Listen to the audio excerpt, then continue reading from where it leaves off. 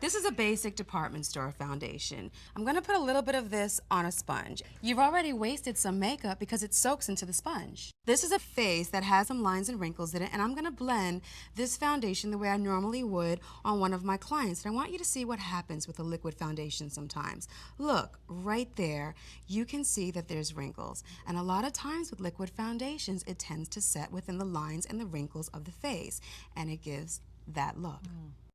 Let's do another demonstration here. We have another face that has the same type of wrinkling on it, and I'm going to take a basic mineral loose powder, and I'm going to apply it to a brush like anyone would every day, and look at what happens already with loose powder. It tends to fly everywhere and get all over your clothes. I want to do a little application of it in the same area right here, and I want you to see what happens again with a loose powder.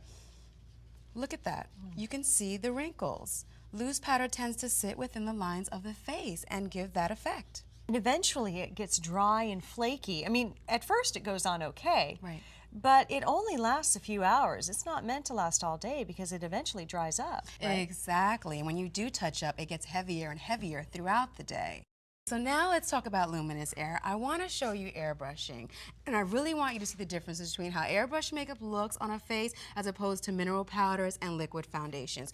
We're using the same face with the same amount of wrinkles as before. I've put a little bit of foundation into this cup, and all you have to do is spray. Treat it like it's a brush. It is so easy. Take a look at this. I'm applying the airbrush makeup right in the same area that I had applied the mineral makeup and the liquid foundation on the other faces.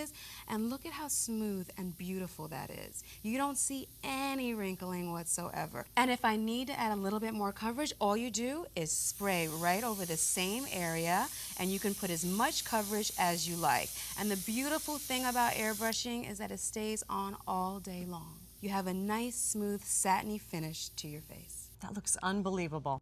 Okay, just to prove that I'm not pulling a fast one, I'm going to take some of the mineral powder and I'm going to put it over the airbrush makeup, and I want you to see what happens.